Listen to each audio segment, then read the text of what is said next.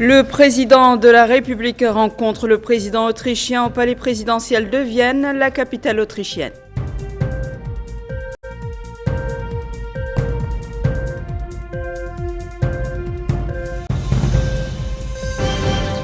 Le président de la République affirme lors de l'ouverture du forum du Fonds de l'OPEP pour le développement international l'engagement de la Mauritanie à soutenir la coopération internationale et à renforcer les partenariats pour atteindre les objectifs de développement durable.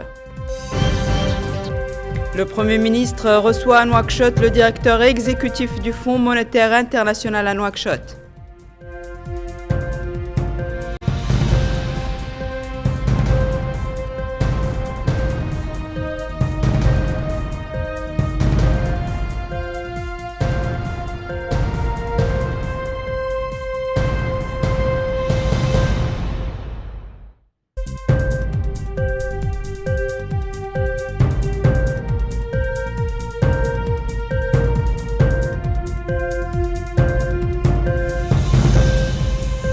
Bonsoir mesdames, mesdemoiselles et messieurs, et merci de vous joindre à nous. Son Excellence le Président de la République, M. Mohamed El-Cheikh Al-Ghazouani, a rencontré ce mardi soir au palais présidentiel de la capitale autrichienne, Vienne, Son Excellence le Président autrichien Alexander Van der Bellen.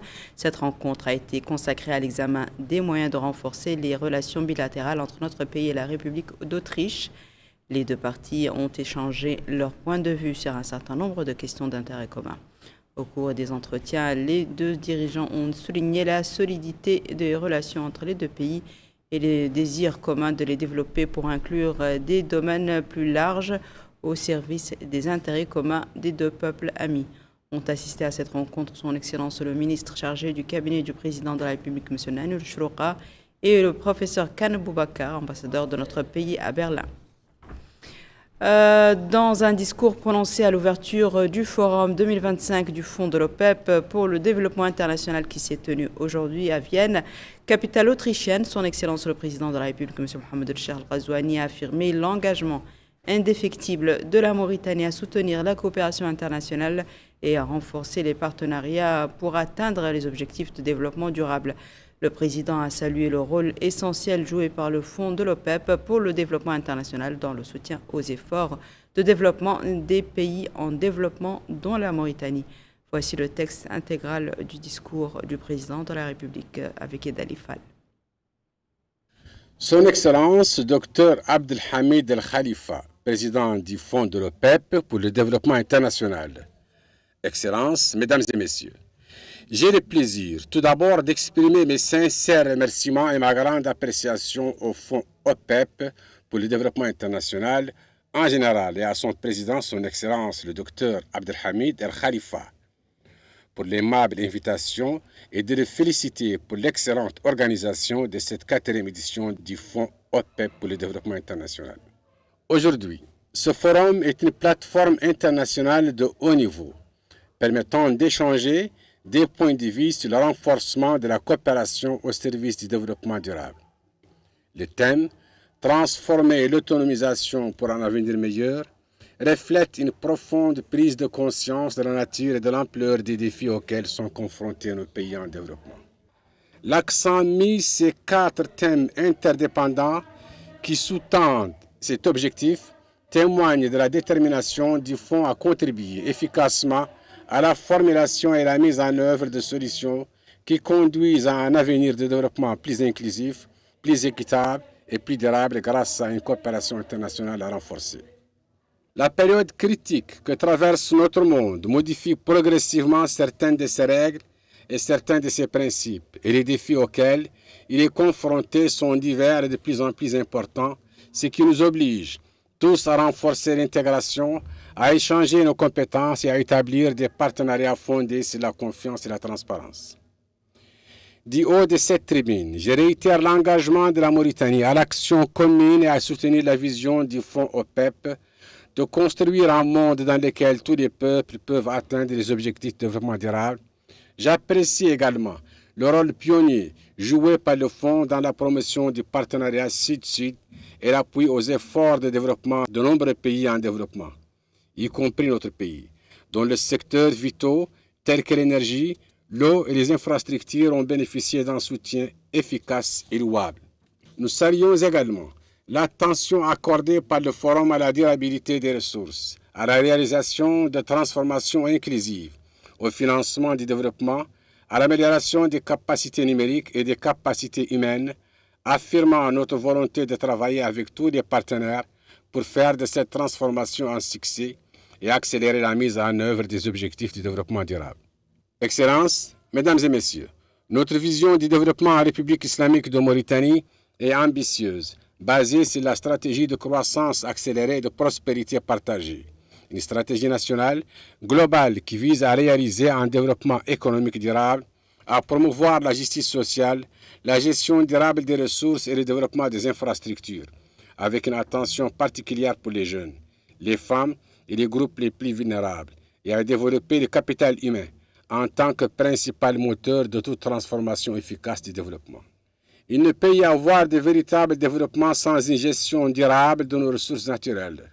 Nous nous sommes donc efforcés de renforcer l'intégration des secteurs productifs tels que l'énergie, l'eau et l'agriculture par le biais de projets agricoles et hydrauliques respectueux de l'environnement et d'accroître le recours aux énergies renouvelables, notamment solaires et éoliennes, afin de renforcer la résilience économique et d'optimiser l'utilisation de nos ressources nationales. Conscient que la mobilisation des ressources publiques et privées, locales et internationales, est un élément crucial dans la mise en œuvre de tout programme de développement ambitieux, nous avons entrepris, dans le cadre de cette stratégie, d'importantes réformes structurelles qui nous ont permis de réaliser des progrès remarquables en termes d'ajustement des grands équilibres, d'amélioration du climat des affaires et d'intensification des investissements dans les secteurs productifs, notamment dans les domaines de l'énergie, de l'agriculture, de la pêche, de la numérisation, progrès salués par nos partenaires internationaux, en premier rang desquels le Fonds monétaire international dans son dernier rapport. Nous avons également œuvré à tirer profit des perspectives sans précédent offertes par la révolution numérique pour réaliser un développement rapide et durable, en lançant plusieurs initiatives pour promouvoir la transformation numérique, moderniser l'administration et renforcer les capacités des jeunes dans des domaines techniques, les qualifiant ainsi pour participer efficacement à l'économie numérique mondiale. Les différentes réalisations affectées dans le cadre de la stratégie de croissance accélérée et de prospérité partagée ouvrent des opportunités d'investissement prometteuses dans de nombreux secteurs tels que les énergies renouvelables, les minéraux verts, les ressources marines et l'agriculture durable, renforcées par la position stratégique de notre pays sur les rives de l'Atlantique qui les qualifie pour être une plateforme logistique régionale par excellence. Je tiens à renouveler l'invitation aux investisseurs et aux donateurs à explorer ces formidables opportunités d'investissement. J'espère que les travaux de ce forum seront couronnés de succès et déboucheront sur des initiatives concrètes qui contribueront à construire un monde où le développement est inclusif, juste et durable, comme l'espèrent les peuples des pays en développement et comme l'incarne le Fonds OPEP pour le développement international. Je vous remercie. Son Excellence le Président de la République, M. Mohamed El-Cheikh Al-Ghazouani, a participé aujourd'hui à Vienne, en Autriche, aux activités du 4e Forum 2025 du Fonds de l'OPEP pour le développement international, organisé sous le thème « Transformer de notre avenir ». Le forum met l'accent sur les enjeux de la croissance inclusive, du renforcement de la résilience au changement climatique et de l'importance de la coopération sud-sud pour parvenir à un développement équitable et durable. Le forum réunit des chefs d'État, des décideurs politiques et des experts et innovateurs du monde entier, ainsi que de hauts responsables gouvernementaux d'Afrique, d'Asie, du Moyen-Orient, d'Amérique latine et des Caraïbes, et des dirigeants d'institutions internationales multilatérales afin de collaborer à l'élaboration de solutions efficaces aux défis les plus urgents auxquels le monde est confronté aujourd'hui. Le forum a abordé des sujets clés, notamment le financement du développement, le renforcement de la résilience au changement climatique, l'inclusion numérique et les transformations durables des économies fragiles. Les séances du forum se sont concentrées sur la présentation d'idées concrètes et la création de partenariats qui accéléreront les progrès vers la réalisation des objectifs de développement durable.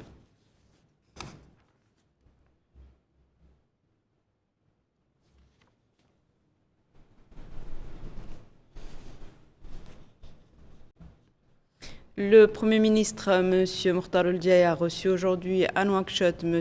Ouattara Ouattara, directeur exécutif du Fonds monétaire international, représentant la Mauritanie et l'Afrique de l'Ouest. La réunion a porté sur les différents domaines de coopération entre la Mauritanie et le Fonds monétaire international et les moyens susceptibles de renforcer et de développer cette coopération.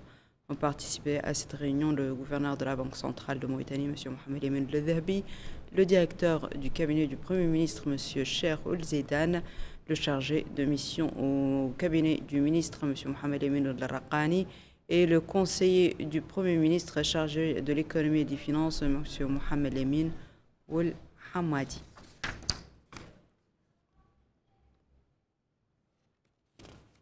À sa sortie d'audience, le directeur exécutif du FMI a fait la déclaration suivante. Je voudrais, à l'entame de cette déclaration, exprimer toute ma gratitude, d'abord au chef de l'État, ensuite au Premier ministre, à tous les membres du gouvernement et à Monsieur le gouverneur de la Banque centrale, pour toutes les facilités qui nous ont été accordées depuis notre arrivée en Mauritanie. Nous sommes venus dire merci au président de la République pour avoir instruit un vote en ma faveur pour que j'occupe les fonctions de directeur exécutif du groupe Afrique de l'Ouest au sein du conseil d'administration du Fonds monétaire. Je ne pouvais pas ne pas venir dire merci aux autorités pour leur soutien, pour leur accompagnement et pour toutes les facilités qui nous ont été accordées. Nous sortons d'une audience très enrichissante avec son Excellence Monsieur le Premier ministre. Nous avons eu l'honneur de saluer l'excellence de la coopération que nous avons avec la Mauritanie. Nous avons indiqué au Premier ministre que tous les indicateurs de performance économique sont au vert pour la Mauritanie depuis un certain nombre d'années dans tous les secteurs. Nous avons salué la solide croissance économique. Nous avons également noté que vous avez des réserves qui se situent au-delà de 6 mois, ce qui est une remarquable performance. Et donc, nous sommes venus saluer ce travail entamé par les autorités depuis un certain nombre d'années. Nous avons également profité de cette audience pour exprimer à son Excellence, Monsieur le Premier ministre, toute notre disponibilité à porter haut la voix de la Mauritanie au sein de cette instance de décision et donc nous mettre totalement à sa disposition pour justement ensemble relever les défis qui se présentent à nous. Donc globalement, le Fonds monétaire est satisfait de la Mauritanie, est satisfait des résultats obtenus par la Mauritanie et nous voulons simplement indiquer que nous allons poursuivre ces efforts de façon à ce que tous les défis soient relevés dans les meilleurs délais. Le Premier ministre, M. Mokhtar Ould-Diaye, s'est entretenu aujourd'hui à Nouakchott avec des membres de la Fédération nationale des travaux en présence du président de l'Union nationale du patronat mauritanien, M. Mohamed Zeyn El Abidine Ould Cheikh Ahmed. Monsieur le Premier ministre a indiqué que la rencontre intervient au lendemain de l'audience qui leur a été accordée par son Excellence le Président de la République, M. Mohamed El Cheikh Ghazouani, qui l'avait chargé de les rencontrer, les écouter et discuter avec eux autour de la manière de renforcer le partenariat et la coopération entre les secteurs publics et privés, conformément aux normes et fondements qui servent la vision de son Excellence par rapport à sa volonté de construire un secteur privé national à même de concurrencer et de s'acquitter de ses obligations conformément aux textes et normes requis.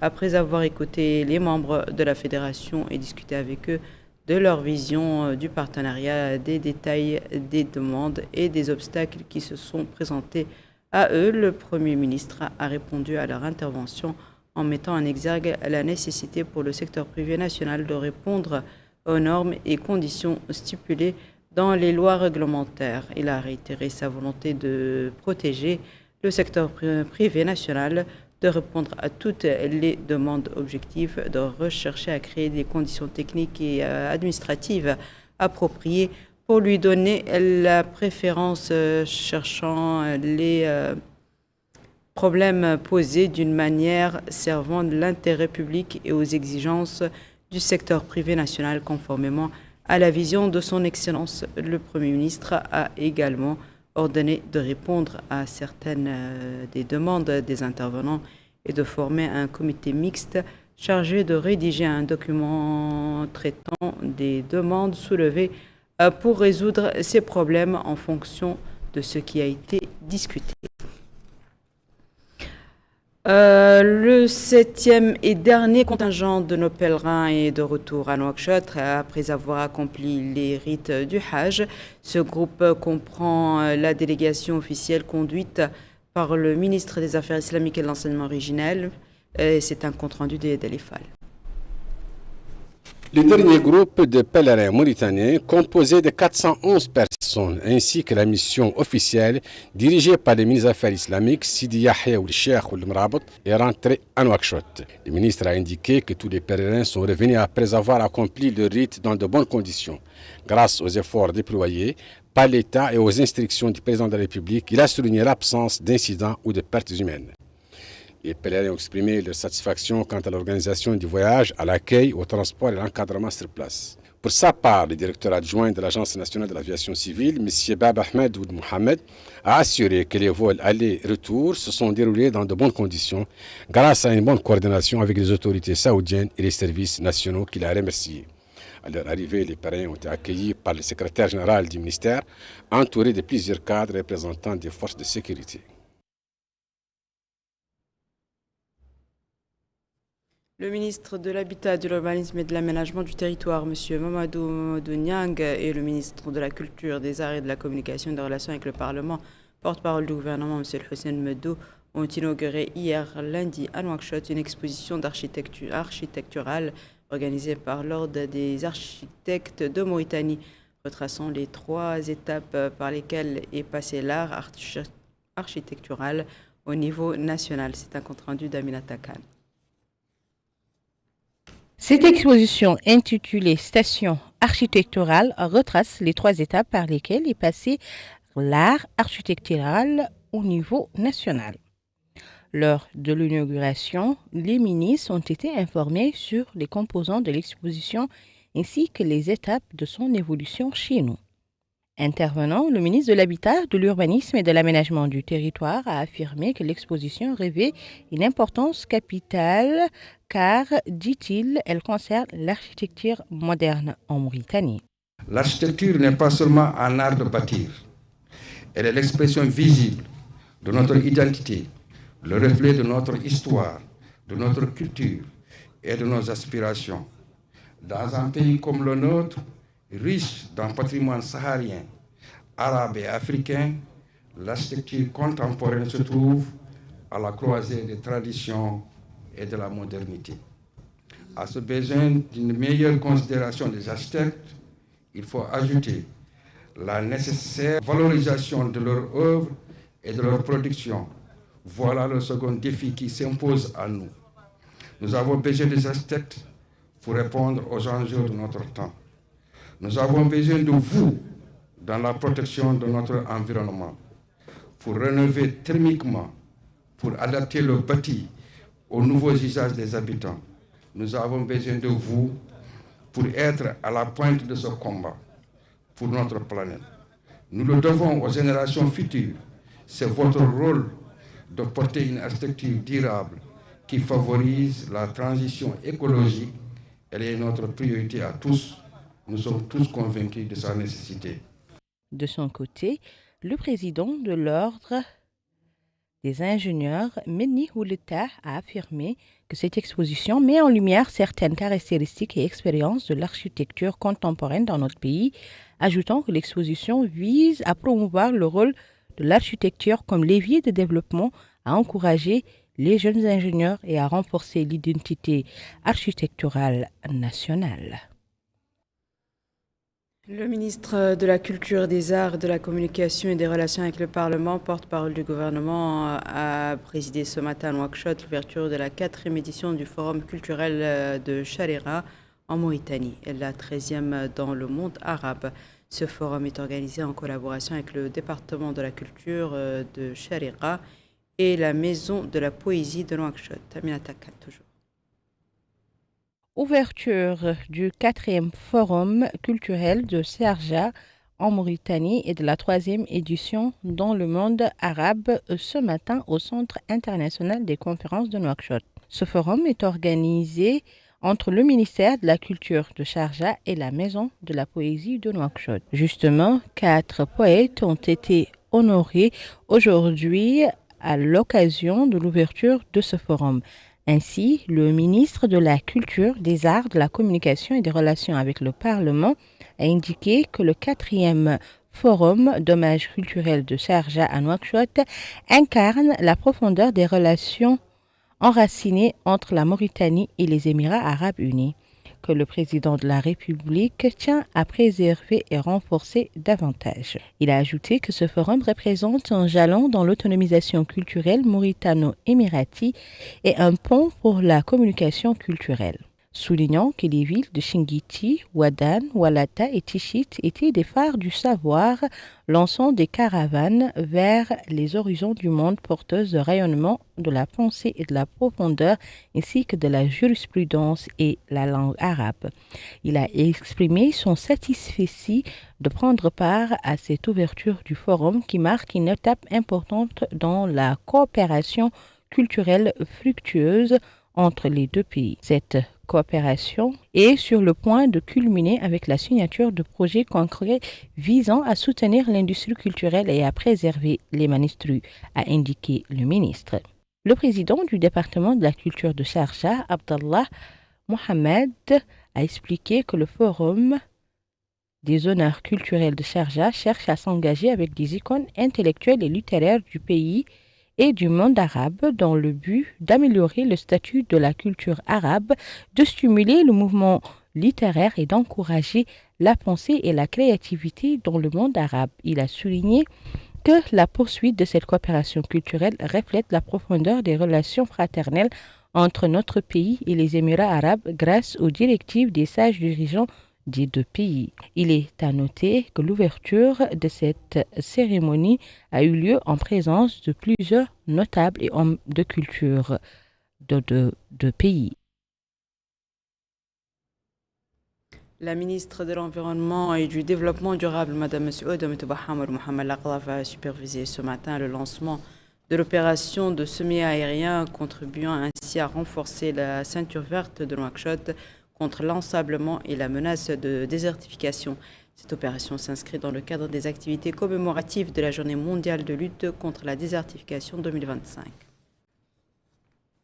Le pays a célébré la Journée mondiale de l'environnement sous le slogan « Notre terre, notre avenir » lors d'une cérémonie tenue à Nouakchott en présence de plusieurs membres du gouvernement, de parlementaires, de représentants des partenaires techniques et financiers, ainsi que d'acteurs de la société civile. Dans son discours, la ministre de l'Environnement et du Développement durable a souligné la pertinence de ce thème pour la Mauritanie, un pays à majorité désertique, fortement exposé aux effets du changement climatique. Elle a rappelé que le président de la République a fait de la protection de l'environnement une priorité majeure de son programme en raison de l'urgence climatique à laquelle le pays est confronté. Le maire de Tablarzine a de son côté affirmé que le changement climatique est une réalité tangible, précisant que sa commune a lancé plusieurs initiatives en réponse à ces défis, notamment des campagnes de plantation d'arbres pour renforcer le couvert végétal. Les participants ont également suivi des présentations sur la situation environnementale de Nouakchott, les risques de désertification ainsi que les actions entreprises pour y faire face. La cérémonie s'est poursuivie par le lancement officiel de l'opération d'ensemencement aérien pour l'année 2024, présidée par la ministre. Elle a ensuite visité plusieurs réalisations sur le terrain, illustrant les efforts engagés dans la lutte contre la désertification. Le secrétaire général du ministère de l'Autonomisation des Jeunes, de l'Emploi et des Sports et du Service civique, M. El Haj El Khatri, et le délégué général de la Délégation générale à la sécurité civile et à la gestion des crises, le général de brigade Abou El Maali El Hadi, Sidi Omar ont signé aujourd'hui à Nouakchott un accord de partenariat pour la modernisation et la formation de jeunes volontaires du service civil. Cet accord vise à mobiliser et à former des jeunes volontaires au service civil dans les domaines de la lutte contre les incendies, des premiers secours et de l'intervention plutôt lors des inondations et des catastrophes naturelles. Retour à Aminata Khan. Cette convention vise à mobiliser et former de jeunes volontaires du service civil dans les domaines de la lutte contre les incendies, des premiers secours et de l'intervention autour des inondations et catastrophes naturelles. La convention a été signée par le secrétaire général du ministère de la Jeunesse, de l'Emploi, des Sports et de la Fonction publique, M. Najioul Khatri, et le délégué général de la Délégation de la sécurité civile et la gestion des crises, M. Aboulmaali Boulsidi Amar. Intervenant en premier, le secrétaire général a indiqué que cet accord va établir un cadre de partenariat pour la mobilisation et la formation des jeunes volontaires de la fonction publique, renforçant ainsi leur capacité à intervenir en temps de crise et de catastrophe. Le colonel Mohamed Oulhanana, directeur de la prévention et du contrôle à la délégation générale à la sécurité civile et à la gestion des crises, a affirmé quant à lui que la délégation accorde une grande importance à la gestion des crises et à l'implication des communautés locales, en particulier des jeunes, dans la gestion des crises et des défis auxquels le pays est confronté. Il a affirmé la volonté de la délégation à former les jeunes à cette tâche. La signature a eu lieu en présence de plusieurs responsables des deux secteurs. Le ministère de la Transformation numérique et de la modernisation de l'administration a organisé aujourd'hui à Nouakchott un atelier national de concertation sur l'élaboration de la stratégie nationale de commerce électronique en collaboration avec l'agence allemande de coopération internationale GIZ. C'est un compte-rendu de Memounalo.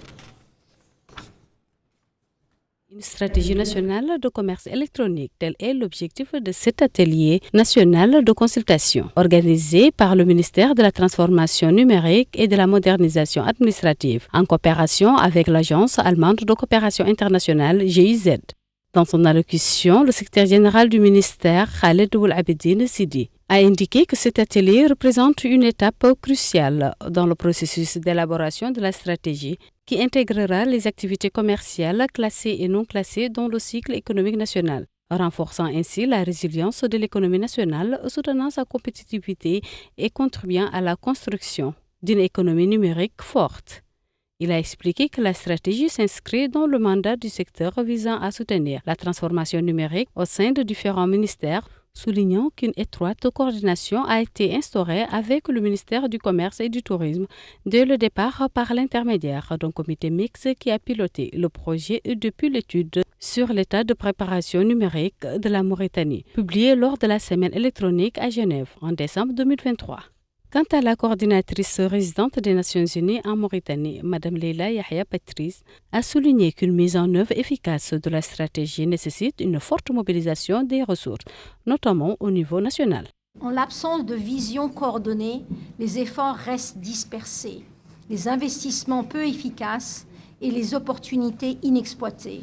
Une stratégie permet de définir une orientation commune pour les acteurs publics et privés, de hiérarchiser les priorités et les investissements, d'assurer la cohérence entre les réformes, les infrastructures et les initiatives d'inclusion et de créer un cadre de confiance pour les investisseurs et les partenaires techniques. Mesdames et messieurs, le commerce électronique est un levier de transformation. Il stimule la croissance, renforce la transparence, favorise l'inclusion financière, formalise l'économie informelle et ouvre des perspectives concrètes pour les femmes et les jeunes. C'est dans ce siège que l'ambassadeur de la République fédérale d'Allemagne en Mauritanie a souligné que le commerce électronique offre d'importantes opportunités de création d'emplois. La Mauritanie est un partenaire important dans une région fragile qui fait face à une population jeune et croissante qui demande de perspectives pour construire son avenir. Le commerce électronique offre de nombreuses opportunités pour répondre à ces défis, car il permet de créer des emplois, surtout pour des femmes et des jeunes, et d'attirer des investissements. Je félicite aussi donc le gouvernement mauritanien pour l'importance accordée à ces sujets. Je salue également l'approche participative de cet événement, car l'économie numérique mauritanienne dispose d'un capital d'innovation et de succès stories très riches sur les sujets qui peuvent servir de base de discussion et d'inspiration. Était présent à cette rencontre le secrétaire général du ministère du Commerce et du Tourisme et plusieurs représentants du secteur public et privé. Une formation à la rédaction administrative organisée par la Commission nationale pour l'éducation, la culture et la science a débuté ce matin dans la capitale. Elle vise à former les employés de divers secteurs administratifs aux techniques de rédaction administrative.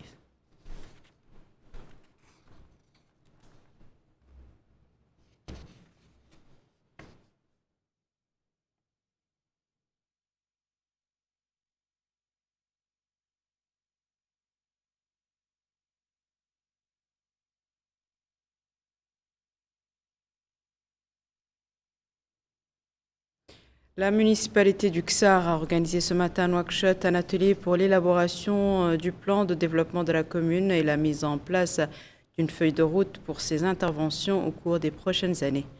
Prenant la parole à cette occasion, le directeur du cabinet du ministre délégué auprès du ministre de l'Intérieur et de la promotion de la décentralisation et du développement local, chargé de la décentralisation et du développement local, a précisé que son Excellence le Président de la République, M. Mohamed El-Cheikh Al-Ghazouani, accorde une grande importance à la décentralisation et au développement local, soulignant que les programmes de développement lancés par le gouvernement au cours des dernières années ont couvert tous les domaines, marquant le début de la mise en œuvre d'un véritable développement local. Pour sa part, le maire de la municipalité du Ksar a souligné l'importance de la participation des comités spécialisés à toutes les étapes de la préparation et de la rédaction pour garantir le réalisme et l'intégration de ce plan avec les aspirations et les besoins réels des citoyens. Quant au représentant du programme de coopération allemande, il a expliqué que le lancement de l'élaboration du plan de développement de la municipalité du Ksar s'inscrit dans une vision stratégique visant à renforcer le rôle de la municipalité et à accompagner les efforts de modernisation de la ville de Nouakchott. L'inspection départementale de l'éducation au niveau de la Muqata'a de Tafrazen a organisé aujourd'hui une journée pédagogique à l'école Ibn Sina sous le slogan « Soutenir l'école de la République et la responsabilité de tous ». La journée a été marquée par un riche programme renfermant lecture de poésie, hymnes et sketchs concoctés sur les thèmes de l'unité nationale, de l'importance de l'école et du patriotisme. Les efforts des staffs administratifs, des enseignants et des élèves ont été salués. L'inspecteur régional de l'éducation rappelant que l'école républicaine qui gomme les différences sociales instaurées redonne à l'école primaire sa place et son rôle de lieu de brassage de tous les Mauritaniens, toutes composantes confondues.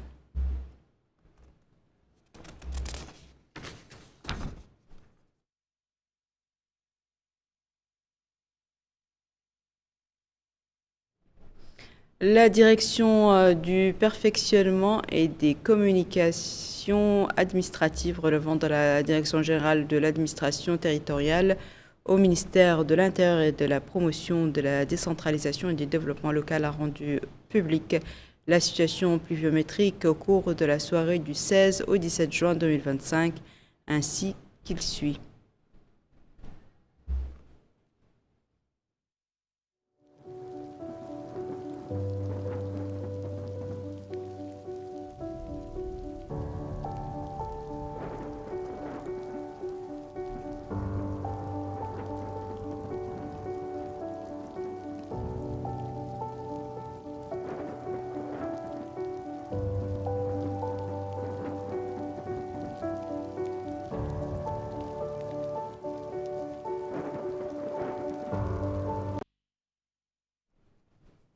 Voici à présent, mesdames et messieurs, le rappel des titres. Le président de la République rencontre le président autrichien au palais présidentiel de Vienne, la capitale autrichienne.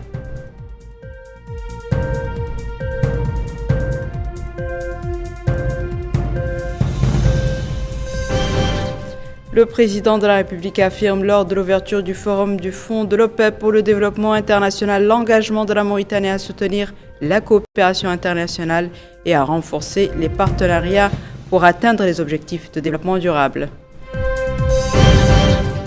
Le Premier ministre reçoit à Nouakchott le directeur exécutif du Fonds monétaire international à Nouakchott.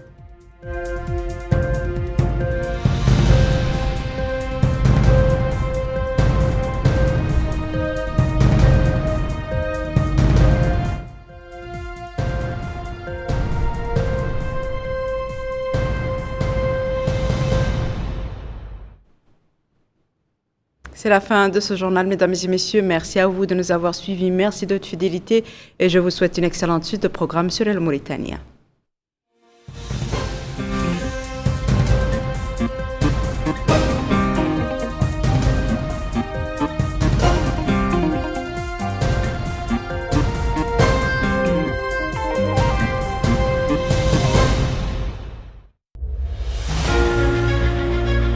إلى أي حد